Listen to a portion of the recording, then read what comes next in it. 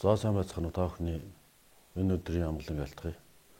За үндэстний аюулгүй байдлын зөвлөлийн зөвлөмж гарч тэтгэврийн зээлийн өрөөлдөгдлийг өнгөрсөн оны 12 дугаар сарын 31-нд таславар болгон тэглэх тухай танилцуулсан таалагдуулж нийгэмд бас ихээхэн маргаан мэтгэлцээ өрнөж байна. Ийм учраас өнөөдөр та бүхэнд энэ шийдлийн гаргалгаа шаардлага үндслэлийг танилцуулж тайлбарлахаар уулзч очирч байгаадаа баяртай байна. За нэгдүгээр үндэсний аюулгүй байдлын зөвлөл ийм эрх хэмжээтэй юу? Аль эсвэл одоо нэг дээшээ харж байгаа тэнгэрээс гинт ийм шийдэл гаргасан юм шиг ийм яриа хөрөх гарч байна. Үндэсний аюулгүй байдлын зөвлөлийн тухай хуулийн 4-1-т нийгэм эдийн засгийн асуудлыг эдийн засгийн аюулгүй байдалтай холбоотой асуудлын талаар үндэсний аюулгүй байдлын зөвлөл холбогдох байгууллагуудад зөвлөмж шийдэл үүрэг даалгавар өгөхөөр хуульчилсан байна. За энэ үндслийн дагуу энэ тэтгэврийн зээлийг тэглэх асуудал бол нийгэм эдийн засгийн асуудал. Энэ тухай бол олон сарын турш судалгаа хийж эрдэмтэд судлаачид эдийн засагчдтай үндэслэл үр дагаврыг сайтар тооцоолж ижин шийдлийг гаргасан гэдэг юуны өмнө бас мэдгэтгэн зүйтэй байна. За нэгдүгээр яагаад тэтгэврийн зээл вэ гэж. За Монгол Улсын их сургуулийн эдийн засгийн сургуулиас хийсэн судалгаагаар тэтгэврийн зээл бол одоо нийгмийн хамгийн эмзэг хэсэг байна. Нэгдүгээрт, хоёрдугаар тэтгэврийн зээл бол тэтгэвэр авагчдын нийгмийн байдлыг олонд ордуулж байна. За гуравдугаарт зээлийн хүн өндөр. За 1-2 жилийн хугацаатай зээл авсан ахмадууд амжиргааныхаа гол их үүсвэр болсон, орлого болсон тэтгэвргүйгээр амьдрахад хүндрэл учирдаг талаар тэтгэвэр авагчдын дунд хийсэн судалгаагаар нотолж харуулсан. Энэ тэтгэврийн зээл авсан хүмүүсийн 86% нь хэрэглээндээ үр хөвгтдээ зориул зээл авдаг болохыг судалгаагаар нотолгдсон. Хүүхдийн сургалтын төлбөр, за үр хүүхэд хамаатан садан, найз нөхдийн гуйлгаар энэ зээлийг хөвчлээ авч байна. Ерөг зөвхөн 16% нь л машин тэрэг хөдөлж авах зээлийг өөрөөлөл аваад ашиг олох зорилгоор ашиглаж байгаа нь нотолгдсон. Ийм учраас тэтгэврийн зээлийг шинжлэх ийм шаардлага гарч байгаа. Шинэ бүтээгдэхүүн болоод зөвхөн тэтгэвэр зээл авагчдаа урьдчилгаа хэлбэрээр авдаг хүү багтаа байх. Тэгээ нөгөө хүн маань 2 жилийн хугацаатай зээл авчгаар энэ зээлээ бусад хугацаанд нь яаж амьдрах юм бэ? Ийм учраас тэтгэврийн зээлийг шинчилж өөрчилнө. Тэгээ энэ шийдэл нь бол үндсэндээ 3 гол үндслэлээр тайлбарлагдана. Нэгдүгээр нь үндсэн хуулийн нэмэлт өөрчлөлтийг өнгөрсөн онд бид баталсан. Үндсэн хуулийн нэмэлт өөрчлөлтөөр 6-гийн 2-т байгалийн баялаг бол төрийн нийт юмч мөн гэж заасан. Мөн бусад энэ байгалийн баялагаа үр ашигтай, үр өгөөчтэй ашиглаж байгаа улсуудын үндсэн хуулиас жишг санаа авч байгалийн баялагыг ашиглах төрийн бодлого нь урт хугацааны хөгжлийн бодлогод тулгуурлаж одоо ба ирээдүйн үеийн иргэн бүрд эрүүл аюулгүй орчинд амьдрах эрхийг баталгаажуулах, за газрын хэвлийн баялагийг үндэсний баялагын санд төвлөрүүлж шударга тэгш хүртээхэд чиглэгдэнэ гэж. Өөрөөр хэлбэл хүртээмжтэй эдийн засгийг хөгжүүлнэ гэсэн санааг inclusive economy буюу хүртээмжтэй эдийн засгийг хөгжүүлэх санааг үндсэн хуульчилж тусгасан. Өөрөөр хэлбэл газрын хэвлийн баялагаар цөөхөн баяжаад байдаг биш, нийт ард иргэдтэй хүртээмжтэй байх. Энэ зарчмыг суулгасан. За энэ зарчмын дагуу одоо ирээдүйн өв санд эх жил 1 их 80 төгрөг хөрөнгөлөгдөнө. Одоогоор 340 орчим төгрөг хөрөнгөлөгдсөн байна. Энэ бол 2030 оноос хойш одоо та бүхэнд ирээдүйн хүүхд залуучуудад зарцуулагдана. За тэр үед ирээдүйн өв сан бол өсөж үржээд 10 тэрбум доллар хүртэл өсөх тооцоотой. Энэ бол ирээдүйн үедээ үлдээж байгаа байлт. Одоо ба ирээдүйн үед.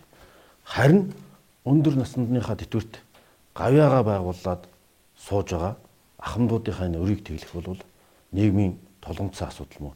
Яг нийгмийн зорилт төлөв бол ядууралд нэрвэгдсэн байгаа Дэлхийн банк үндэсний статистикийн газрын судалгаагаар ядууралд нэрвэгдээд байгаа тэр 30% буюу 1 сая хүний чинь яг гол цөмөн энэ тэтгэвэр авагчд, зээл авч байгаа тэтгэвэр авагчд байна гэж судалгаагаар нотлогдсон. Тэгэхээр яг энэ зорилт бүлгээ нийгмийн халамжийн бодлогоор нэг удаа харж үзэх. Тэтгэврийг нь тэглэх шийдвэр бол оновчтой шийдвэрээ гэж үзэж байгаа. Дахиж ийм зүйл давтагдахгүй тул тэтгэврийн зээлийг шинчилж өөрчилнө, тэтгэврийн реформыг хэрэгжүүлнэ. Энэ бол 2 дахь үндэслэл.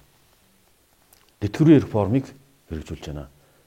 Тэтгэврийн сангийн хөрөнгө оруулалт, тэтгэврийн сангийн менежментийг Сингапурын жишгээр ипотекийн зээлийг хөсвөр болгодог, эргэлтэнд оруулдаг, байнга ус жүржиж идэг. Ингэснээр тэтгэврийн сан алдагдaltaй биш ашигтай байдаг энэ шин зарчмыг мөрдүүлнэ. Энүүгээр улсын хурлаас ажлын хэсэг байгуулж ажиллаж байгаа. Гуравдугаар дахь үндсэл нь бол энэ байгалийн баялагийг ашиглалтанд оруулж салхитын мөнгөний ордыг эдийн засгийн эрхлэлтэнд оруулснаар авилга жалман тушаалтнууд шүүх хууль хяналтын байгууллагын ажилтнуудын халаасаар цоорхоогоор урсж байсан Монголын баялагийг ард иргэдтэй буюу нийгмийн зорилтод бүлэгдээ хүртээмжийг нь хангахад энэ бодлого чиглэгдэж байгаа. Энэ бол бас байгалийн баялагын ашигт малтмлын бодлогын шинжил гэж.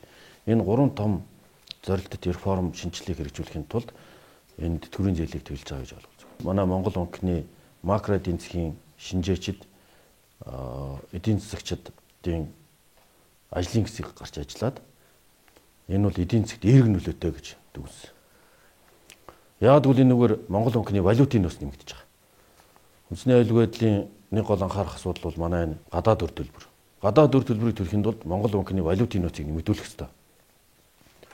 Тэгвэл энэ салхитын мөнгөний ордыг ашиглаад мөнгийг нь Монгол банкнд тушааснаар цэвэр мөнгө тушаагдсанаар алт валют одоо үнд металл Монгол банкнд төлснөөр валютын нөөц нэмэгдэнэ. Салхитын мөнгөний ордыг техник эдийн засгийн үндэслэлийг нь эрдэс баялагын зөвлөл гаргаж тооцсон. Одоо хамгийн болгоомжтой тооцоогоор 808 тонн мөнгө 1117 кг алтны нөөцтэй гэж тооцсон. За хайгуул судалгаагаар бол энэ бол нэмэгдэх болцоотой гэж үзэж байгаа. Тэгээ энэ тооцоогоор үзэхэд энэ бол нийтдээ 2.5 их найт төгрөгийн буюу 1 тэрбум орчим долларын борлуулалт хийгдэнэ. За энэ борлуулалт бол Монгол банкнд нөөцийг нэмэгдүүлэх чиглэгдэнэ. А нөгөө талдаа энэний цэвэр ашиг нь бол 1.1 их найт орчим татврын өмнөх ашиг нь 1.1 их найт орчим төгрөг байх тооцоо гарч байгаа. Тэгээ 1.1 их найдаараа л энэ салхитын мөнгөний ордын цэвэр ашигаар бонд гаргаад бондыг одоо хөгжлийн банкны баталгаа гаргана. Ингээд арилжааны банкуд өгж арилжааны банкнд байгаа тэр 776 11 сарын 30-ны байдлаар 776 тэрбум төгрөгийн тэтгэврийн зээл байгаа. Сүүлийн тоо 743 тэрбум болсон багш. Ийм хэмжээтэй бонд гаргаад хаагдчихна. За одоогор бол 6% купонтой хямдруулсан үнийн бонд гаргаад ингээд банк бол бонд эзэмшигч болоод тэтгэврийн зээл тэглэгдэх ийм гүйлгээл бичлэл хийгдэнэ гэсэн. Гүйлгээнд бэлэн мөнгө гараад ингээд мөнгө хөвлөд гаргаж байгаа юм шиг ойлголт байдаг. Энэ бол буруу ойлголт. Харин ч эсрэгээрээ Монгол банкны валютын нөөц алт мөнгөний хэмжээгээр нэмэгдэнэ гэсэн ийм тооцоолттой. За мэдээж яг урсгал бөөнөр гарах тооцоог Монгол банк макро эдийн засгийн симуляц аргаар тооцоолж үзсэн. 743 тэрбумыг бөөнд нэгэ гаргачихад одоо 8% байсан инфляц 6% болж буурсан. Тэгээ хамгийн муу тооцоогоор бол worst case scenario буюу хамгийн муу сценар тооцоогоор бол максимум 1%-аар инфляц өсч болцсохгүй. Тэгтийн ч бөөндөө гарахгүй жилийн хугацаанд ингэж мөнгөж ин тэрнийг ипотекийн зээлд зарим хэсгийг нь зарцуулна өөрөлд энэ мань бүтэн эдийн засгийн эргэлтэнд орж байгаа учраас эдийн засгийн өрөөгөөжийн хувьд үр ашигтай ийм шийдэл гаргалгааг Монгол банк олон эдийн засгчид хамтарч боловсруулад ажлын хэсэг гаргасан. Ингээд эх 7 хоногт бол энийг хуулиар хэлсэн. Тэгээ өмнөх сайн хөтөлбөр энэ төргээд нөгөө мөнгө хөвлөд гаргацсан жишгүүтээ өн докторжуулах хөтөлбөртэй хүмүүс харьцуулж адилтгаж бодоод байгаа шүү. Энэ бол баталгаагүй гэж мөнгө хөвлөж гаргаж байгаа зүйл багт биш. Ерөөсөө салхитын мөнгөний ордын үнд металлыг Монгол банкнд төлрүүлэх нөгөө талдаа бондын бичлэлт хийх замаар энэ битүү үргэлтэнд эдийн засгийг харин ч эдийн засгаа тэлэх өргөжүүлэх үндэсний үйлдвэрлэлд ч гэсэн өргөөжтэй байх тооцоотой хамдууд ихэвчлэн үндэсний үйлдвэрлэлээ дэмждэг өөр хүүхдийнхээ сургалтын төлбөр ер нь тэгэл эмээ өвнөр өр ач нарынхаа төлөө санаа зовж энэ зээлийг ч гэсэн авч ашиглаж юм билээ шүү. Манай улс өмнө нь одоо олон удаагийн юм халамж тарааж исэн те. Тэгэхээр энэ халамжууд үр дүнгүй байсан нь одоо харагддаг.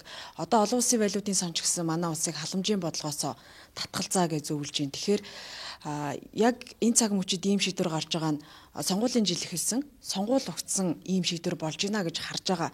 Шүүмжилж байгаа хэсэг нийгэмд их байна л да. Та энэ дээр ямар тайлбар өгөх вэ? За нэгдүгээр халамж огт байхгүй байна гэж байхгүй. Дэлхийн бүх улсад халамж байгаа. Харин халамж эзэндээ очиж гин үгүй юу гэдэг л хамгийн чухал асуулт. Өөрөөр гавтгааруулаад халамжийг одоо сайн хөтөлбөр байд юм уу бэлэн мөнгө тараах бол нийгэм төр өрөөгөөчтэй биш байна. Ийм учраас энэ бол тэр өмнөх хэрэгжүүлж исэн хөтөлбөрүүдээс халамжийн гавтгаарсан бодлогоодаас ялгаатай нь яг зорилт төлөвлөгдөө өрөндөө баригдаад байгаа хамтуудыгаа өрнөөс салгаж байгаагаараа энэ бол ач холбогдолтой. Ийм дэлхийн нийтийн жижиг улсууд байна.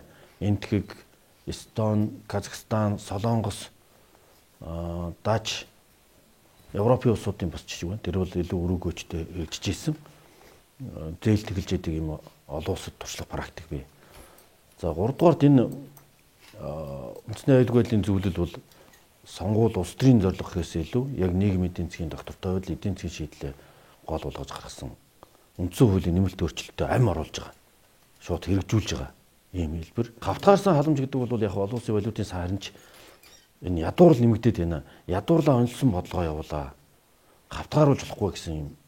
Тэгээ харин ч энэ бол яг эзэндээ очиж байгаа шийдэл гэж үзэж байна. Анхандууд бас их дата мэдээ болж байна. Нөгөө талаас бас энэ зарим нэг банкудад бас энэ их дата мэдээ олж явах шиг байна гэсэн мэдээлэл явж байна. Энэ бас Монгол Улсын ерөнхийлөгчийг бас хаан банкнд бас тодорхой хувь эзэмшиж байгаа.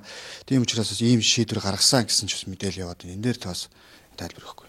Ер нь манайд нэг түгээмэл дэлгэрсэн хардлага бол сайн ажлыг унгаадаг ийм хар яриа PR гэдэг бол энэний сонгодог жишээ. Монгол Улсын ерөнхийлөгч банкны юм уу ямарваа нэг ашиг сонирхолтой шийдээгүй.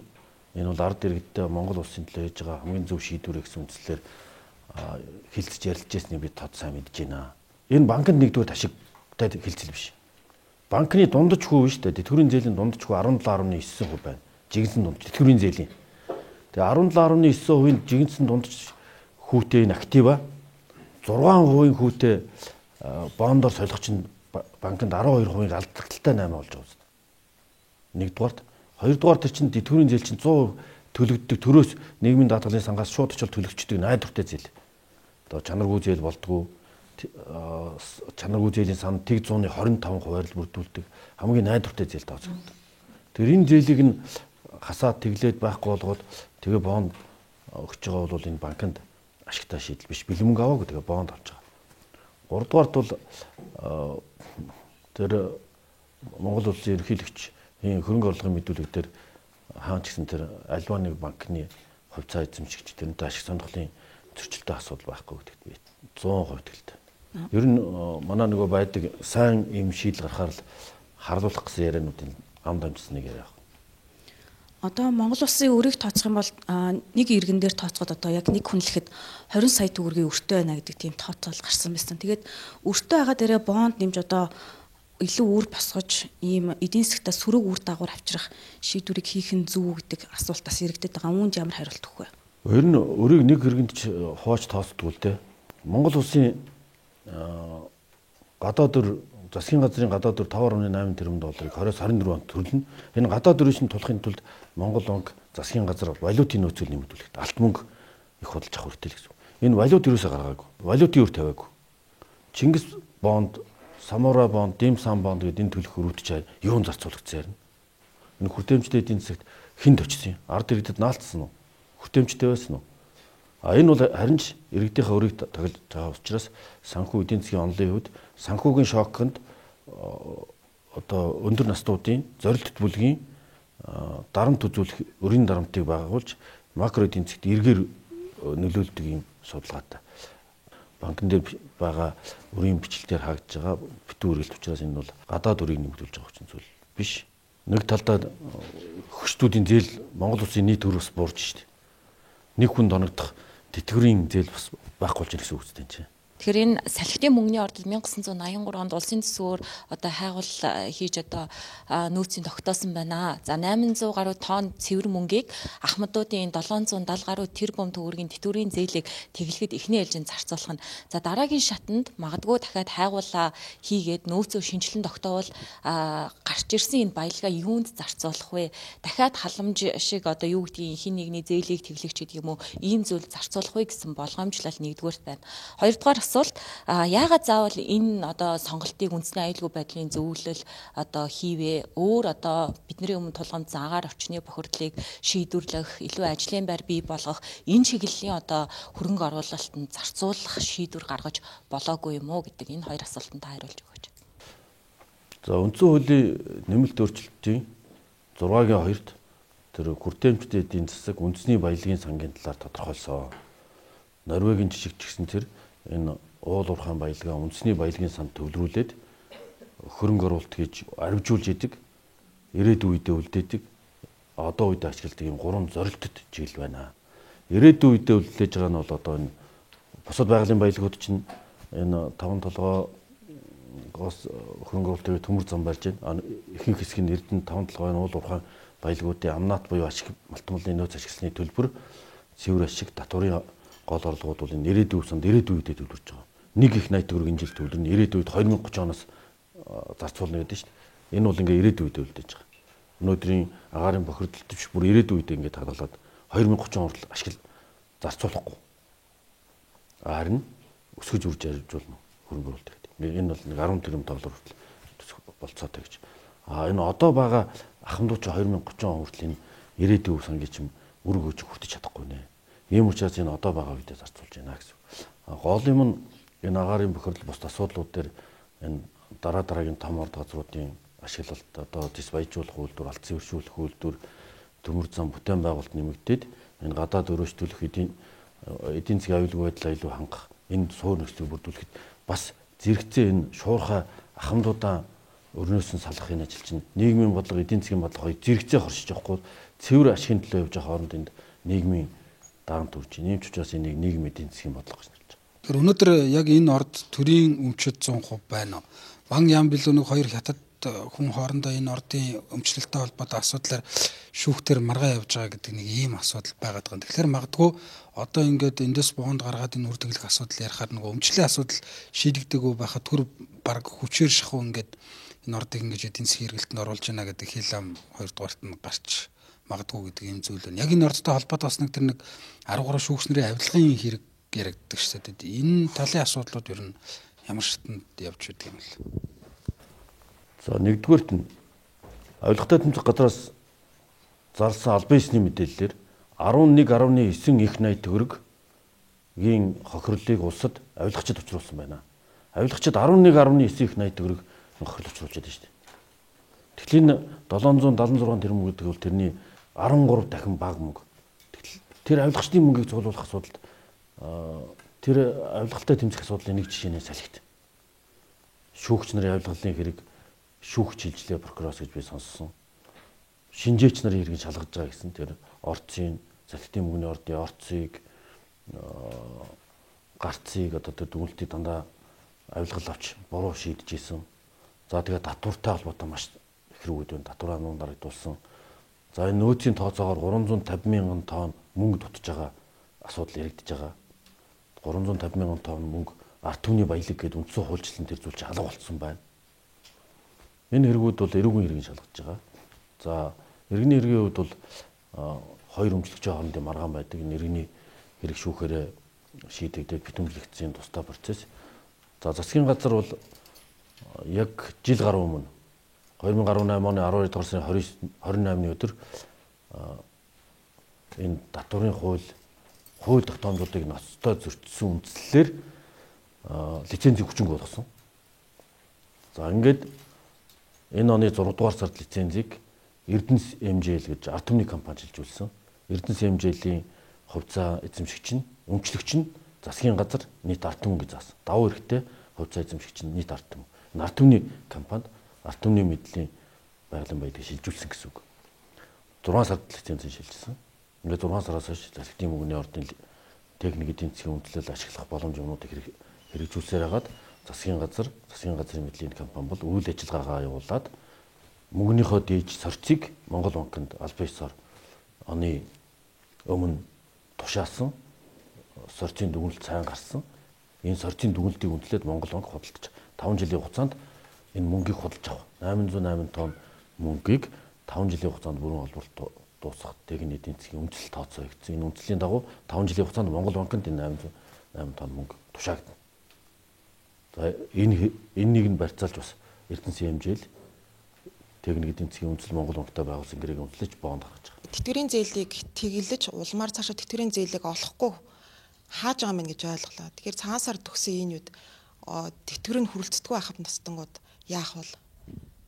Яг тэтгэврийн зээлийг шинжлэх асуудал бол засгийн газрын шийдэх асуудал. Эх 7 хоногоос хуулийн төслийг бид хилцэж эхэлнэ гэж төлөвлөж байна. За энэ хүрээнд яригдана. Тэтгэврийн зээлийн урьдчилгаа хэлбэрээр 3 сарын урьдчилгаа авч болдог. Одоо цалингийн урьдчилгаа гэж хүн авдаг шүү дээ. Тэн шиг авдаг хэлбэрээр авахар ярьж байна. Өөрөөр хэлбэл яг эзэндээ л тэр мөнгө очдог байхгүй бол амжиргааны баталгаажих доод түвшин 420 мянган төгрөг. Тэтгэвэр хүн маань тэр аваад амжиргааныхаа баталгаажих одоо орлогоор зарцуулах хэвээр хүн маань барьцаалаа зээл авчаад юу ч хөө сууж шүү дээ. Дэлхийд тэтгэврийн зээл олгодог ус байхгүй юм байна. Харин хоригддог Японд. Тэтгэврийн зээлийн их усүрийг зээлийн барьцаа болгож ашиглахыг хоригдно гэсэн залтаа усууд байна. Тэр хүн чинь насаараа ажиллаж хөдөлмөрлөөд гавьяаныхаа амралтанд гараад гавьяагаа эдэлж байгаа юм шүү дээ, тийм ээ. Гавьяагаа эдэлж байгаа ахмад насны гавьяаны тэтгэвэр тэтгэмж нь өөрт нь очихгүй байхаас сэргийлэх шаардлагатай байна. Тийм учраас энийг ч гэсэн бас гавьяаныхаа амралтанд нь гавьяаныхаа тэтгэврийг эзэндээ очдог байх тулд ийм шийдвэр гаргаж байна гэж ойлгож байна. Бонд босгож бичлэлт хийж те энэ тэтгэврийн зээлийг тэглэх их усүрийг бүрдүүлнэ гэж юм. Тэгэхээр ерөнхий дүр зургаар нь харахад тамтолгоо нүрсийг барьцаалаад Шалко компаниас урьдчилж мөнгө аваад ингээ халамж болгоод тарааж исэн ийм түүх байгаа штэ. Тэгэхээр яг ерөнхий дүр зургаараа энтэй ийм адилхан зүйл болчих бай. Тэр салхитын мөнгөний ордын 808 тонн мөнгө тэр 1172 алт гэдэг чинь одоо газрын доор байгаа баялаг штэ. Энэ ордын олборлолт эхлэегүй тэр чинь газрын дээрээ гарч иж баялаг болно. Тэгэхээр энэ тал дээр ийм дахиад одоо ирээдүйд л олох орлого гэж хэлээд байна л да. Тэгэхээр эргээд энэ нөгөө үр дахиад болох вэ гэсэн юм болгоомж л байна. За ер нь Шалкогийн оптик буюу форвард гэрээгээр урчилж нүүрсээ зараад мөнгө тараасан бол халамжийн бодлого байсан. Бүхэнд хатгааруулаад тараасан. 16 онд сайн нэртэй хөтөлбөрүүдээр засгийн газар зүгээр бонд гаргаад Монгол банк мөнгө хөвлөж өгөөд мөнгө тараасан. Энэ бол халамжийн хатгаарсан бодлого байсан. Ардаа баталгаа байхгүй яадаг вэ? Энэ бол ардаа мөнгөөр баталгааж шүү дээ. Мөнгө гэдэг үнд металлаар баталгаажсан бонд. Тийм учраас яг энэ зорилт бүлэгтээ онож тэр авилгачдын карманд хөрөнгөлөгддөг байсан орлогыг ард түмний санд хөрөнгөлүүлж баялагын сангийн эхний шанг татаж одоо ард иргэдээ хамгийн эмзэг бүлэгтээ өрийн дамтанд байгаа иргэдээ ерөөс чөлөөлж байгаа бол бодлого. Гавьяаныхаа амралтанд байгаа ахмад маань өндөр хүүттэй зээл аваад төлж байгаа. Энд 127 тэрбум төгрөг хүүн байгаа шүү дээ. Энэ 776 тэрбум 127 тэрбум төгрөгийн хүүг ахмадууд төлж байна. Бонд хизээ гарах уу, хуулийн төсөл батлагдсны дараа юу? За тэгээ бонд гарсны дараагаар яг тэтгэврийн зээл хизээ тэглэгдэх үү? За дараа нь тэтгэврийн зээл тэглэгдэхээр тэрийгээ дагаад одоо нөгөө бусад тэтгэмжийн зээлүүдээс адилхан олгохтгоо болох уу? За тэгээд дараа нь одоо бондоос яг ямар процессор иргэн түлэх юм бэ? Хүүтэйгээ нийлээд одоо хичнээн төгрөг болох вэ гэдэг асуулт байна. Тэтгэвэр тэтгэмжийн хувьд бол энэ 418 мянган тэтгэвэр тэтгэмж авах гэж байгаа юм. Цэргийн тэтгэвэр авагч, хувийн зүйсэн тэтгэвэр тэтгэмж, хөгжлийн мөрчилтэй иргэдийн тэтгэмж, группийн мөнгө гэж бид нэрдэг энэ тэтгэвэр тэтгэмж авагчд бий. Яг энэ тэтгэврийн зээлийн шинжилсэн хуулиурыг бол засгийн газар Монгол банкээр шийднэ. Бас өндөр наснууд дотор бас аваад машин аваад тэтгэврийн зээлээрээ брус машин аваад таксинд явдаг ахмадууд ч байд юм байлээ. Тэр нь бол бизнесийн зээл болж хуурч болно. Тэгээд зээлийн шинэ бүтээгдэхүүнүүд гарах хүү багтаа ахмад гавьяаныхаа амралтанд байгаа ахмадуудаа дарамт чирэгдэл айлуулах баг учруулсан ийм хөлбөрийг хөдөлмөрийн нийгмийн хамгааллын Монгол банктай хамтран судалж байгаа. За Эрдэнэс MGL компани охин компани Эрдэнэс Silver Resource бол техник эдийн засгийн үндэслэгээ батлагдсан. 808 тонн мөнгө 1 тонн гаруй алтаа ингээд тооцоол гарсан. За энэ 2.5 их 80 тэгээд эдийн засгийн тооцоо судалгаа нь ингээд гарцсан. За энэ тооцоо судалгаагаар бол 2.5 их 80-ийн борлуулалтын 1.1 их 80 төгрөгийн ашигтай ажиллана. Тэгээд энэ эдийн засгийн тооцоо гомцлээд бонд гаргана. Бондын хөгжлийн банк баталгаа гаргана. За энэ бүх процессыг нь бол яг өмнөх халамжийн болгуудаас ялгаатай нээлт дээл тод хэрэгжүүлэхийн тулд улсын хурлаар хууль хэлцэж баталгаар төлөвлөж байна. Эх 7 хоногт хэлцэж эхэлнэ гэж төлөвлөж байна. Энэ Монгол Улсын их сургуулийн хийсэн тэтгэвэр авагчдын талаар хийсэн судалгаа байна. Ахмад настай өндөр насны тэтгэвэр энэ тэтгэврээ юун зарцуулдیں۔ Хэрэгцээтэй мөнгө хаанаас олдгоо, яаж эргүүлж төлдөг. Энэ бүхэн бол энэ тэтгэврийн реформын зайлшгүй шаардлага гаргаж байгаа. Бид хэлж байгаа тэтгэврийн реформ бол тэтгэврийн сангийн менежментийг зүй зүйтэй удирдах 1-2% хүүтэй банкнд авч хадгалуулаад тулгаа хийгээд амдаас нь завчаа хийгээд тэгээд тэтгэврийн сангийн ч үнгүүдүүлээд байсан өнөөдөр ийм эрсдэлд очруулсан шүү дээ. Тэгэхээр зарим эдийн засагч юу гэдгийг уул уурхайн томоохон 4-5 ордыг эдийн засгийн эргэлтэнд оруулах юм бол өнөөдөр бид нэрээ яриад байгаа тэр 3.3 сая хүний 1 саяны ядуу амьдарч байгаа энэ асуудлыг бүрэн шийдвэрлэх боломжтой гэсэн ийм тооцоо судалгааг хүртэл гаргасан байдаг юм байна. Тэгэхээр улсын хурлын түвшинд ер нь цаашдаа бас ямар ордуудыг яг ингэж эдийн засгийн эргэлтэнд оруулж үр өгөөжийг нь хүртэх боломжтой гэж харж байгаа бол гэхдээ юу гэдгийг одоо бидний өмнө тулгамдсан асуудлуудыг шийдвэрлэх чиглэлд массын өмнө тулгамдж байгаа асуудал юм. Зүй зүйтэй асуулт байна. 4-5 ордыг эдийн засгийн эргэлтэнд оруулах талаар төлөвлөж байгаа ярьж байгаа зүйлүүд байна. Тэгвэл 4-5 орд маань цөөхөн хүний карманд ордог авилгачдын халаасыг зузаатгадаг байхгүй хаас бид хамгийн гол нь сэргийлэх учиртай. 11-19 их 80-ийн хохирол авилгачид учруулад байна гэж шүү дээ. Тэгээ энэ ард түмний баялаг төрийн нийтийн өмч үндсэн хууль заасан төрийн нийтийн баялаг чинь цөөхөн хүний кармаг зузаатгаад байгаа учраас энэ арга хэмжээг авч шүү дээ. Тэгэхээр салхитын мөнгөний орд бол тийм том орд биш. Одоо дараа нь асгатын мөнгөний орд дээр цооныг нэгээд туршилтын олборлт явуулж эхэлж байна. За бусад манай стратегийн 15 орд байна. Асуудал холбоотойгоор нэр бүхий гишүүд хуулийн нислэг боловсруулснаас хэлж байна. Жишээ нь Баасанхой гишүүн хуулийн нислэг боловсрууллаа гэж сэтгүүлчдээс мэдээлэлсэн. Тэгээд энэ өөрийнх нь ярьж байгаа зүйлээр бол ахмадуудыг ерөөс халагчлах хэрэг байхгүй. Хэрэг зээл аваагүй нөхцөл зээл аваад тэглүүлэх боломжтой гэдэг ч юм уу ийм байдлаар одоо хуулийн нислэг боловсруулснаа хэлж байна. Ер нь одоо юу гэдэг чинь бусад ахмадууд аалаг үзлүүгээр бүгдэнд нь одоо энэ тэгш хүртээмжтэй зээлэн тэглэх ч юм уу. Зээл одоо аваагүй юм бол зээл аваад буцаад тэглүүлэх гэдэг ч юм уу. Ийм зарчмаар явах боломж байсан уу? Юуны өмнө бас олон гишүүдийн нэг ингээд дэмжиж хууль санаачлах талаар ярьж байгаад бол баяртай байна. Яг гэвэл энэ зүг гэдгийг харуулж байна. Нөгөө талаас одоогор бол нэг ч хууль өргөн баригдаагүй байна. Гэхдээ энэ бодлого маань бүх хүнийг ингээд тэгш байдал гэж ингээд бүгдэнд нь тэгшгэн хуваагаал бүх хүнийг хамруулад ирэхээр л хавтгаар сааламж болчдөг. Энэ чинь эдийн засгт харин зөргөөр нөлөөлөд эхэлдэг. Яг өрөн дээр бичлэлт хийх бол нэг өөр хэрэг тийм үү? Ер нь зах зээл өөрөө шүүгээд олон шүүлтүүрээр яг нийгмийн халамж хэрэгтэй нэг 233 мянган чинь зээл аваад өөрсдөө ингээд өрөндөө битүүрийн орлогоо төлөө сууж шүү дээ тийм ээ. Тэгээ энэ бол зах зээл өөрөө шалгаруулсан яг зорилттой бүлэг мөнгө гэж үзэж байгаа. Тийм учраас хавтгааруулах шаардлага одоо гаргахгүй байна. Ер нь дараагийн төр 4-5 орд бид нар ашиглаад алтан дээр суусан гуйлах чинь биш. Алтан ашигласан монголчууд болох юм бол ахмадууд нийт ирээд идэггүй монголчууд бүгдээр ядуулаас гарна. Тэтгэврийн зээлтэй иргэд маань 2 дугаар сарын 1-ээс эхлээд тэтгэврийн зээлээ тэглүүлээд эргээд тэтгэврээ авах боломжтой. Одооны удахгүй нэг цагаан сар болж байгаа бол нийгэмд маш их хүлээлт байгаа хэлтэй яг цаг хугацааны хувьд. Энэ хүлээлт шууганд дэгдсэн хүмүүсийн дунд эргэлзээ бий болсон толгойдуулаад 1 сардаа багтааж хууль баталж бонд гаргаж тэтгэврийн зээлээ тэглэх шаардлагатай гэж үзэж байгаа. Гэхдээ 12 сарын 31-нд таслуулах. Тэгэхээр 1 сарын тэтгэвртэй өсөн 1 сарын тэтгэврээ авахгүй байсан байж тээ тийм ээ. Цагаан сарын өмнө өрөөлөл. Яг гэвэл тэтгэврийн зээлийн төлөх байсан. Төвийн 233 мянган ахмад тэтгэврээ аавна гэсэн үг. Энэ шийдэл гарангууд тэтгэврийн зээлийн хаах биш тэрүүний гар дээр мөнгөнд очино. 2 сард тэтгэврээ аавна. 3 сард аавна. Ингээд цаашдаа аавна гэсэн. Монгол банкнаас өгсөн мэдээллээр 10 сая, 15 сая, 20 саяас дээш төгрөгийн зээлтэй одоо за нийтдээ бол 30 орчим мянган хүн байна л да. Мэдээж энэ хүмүүс одоо 200 эдэн мянга гэсэн хамгийн доод тэтгэврийн хэмжээтэй биш болол ийм хэмжээний зээл авч байгаа болов уу гэж харж байна. Тэгэхээр энэ хүмүүс яг амжиргааны түвшин дагуур зорилтод бүлгийн хүмүүс мөн үү?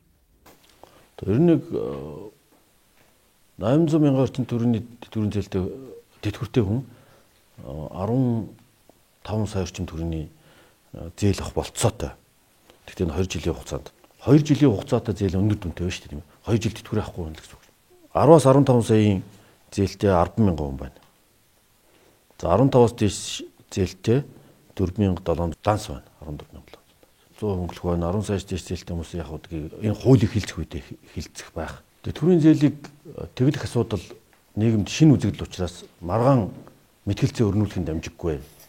Гэхдээ макро эдийн засгийн утгаараач нийгмийн бодлогын агуулгаараач энэ бол нийт Монголын ард түмний эдийн засгийг тэлэхэд ард түмний ядуурлыг бууруулахад чухал хувь нэмэр оруулах нэгт итгэлтэй байгаа. Энэ бол байгалийн баялгаа эдийн засгийн эргэлтэнд оруулж ядуурлаас зорилт төлөвлөгөө гаргах гэсэн санаачилгаа. Үндсэн хуулийн нэмэлт өөрчлөлтийн 6-гийн 2 буюу төрийн нийтийн өмч ард түмний баялагийг ард түмэнд нь шууд хүргэж байгаа тод хэлбэрээ. Тэр тусмаа энэ бол бэлэнчлэг сэтгэлгээ хөгжүүлэх гэж залуучуудад биш. Харин гавьяаныхаа амралтанд сууж байгаа хийж бүтээдсэн Эрдэнэтийг, Төмөр замыг 18 аймаг 3 хотыг бүтээн байгуулахад оролцоод одоо гавьяаныхаа амралтанд сууж байгаа ахмадуудаа ач санах хууль батлна гэсэн энэ мөрийн хөтлөөр бодлогоо хэрэгжүүлж байгаа хэлбэрээ. Учир нь энэ хүмүүс бол бэлэнчлэх зүйл биш, насаар хөдөлмөрлцсөн усуд шүү дээ. Энийг хүмүүс бэлэнчлэх сэтгэлгээ сургаж जैन хийж бүтээсэнд ноногдсонгүй гэж яриа энэ сошиалэр гарч байна. Тэгэхээр энэ яг л эзэндээ орчиж байгаа юм шүү гэдгийг онцолж байна. Хоёрдугаарт энэ хүмүүс бол гавьяаныхаа амралтанд гавьяагаа бүтээсэн улсууд өрөндөө баригдаа сууж тарахгүй. Нэг удаа бас энийг шийдэх ёстой. Дэлхийн нийтэд байдгүй тэтгэврийн зээлийн өрөнд ахмадууд маань барьцаалагдаж явах ёсгүй маа. Гуравдугаарт нь хамгийн гол нь Монгол хүн баялагтай эзэн болж байна. Монголын зоригт ахмадууд хатвчин сууж гуйлах гойх учиргүй гэж манай сэтгүүлч чатхан хэлсэн биз. Тэгэхээр энэ байгалийн баялаг, ард түмний баялагтаа энэ баялагийг авчирсан ахмад үедээ баялагаар нь шинэ жилийн цагаан сарын бэлэг барьж байна гэж ойлгоцгоё.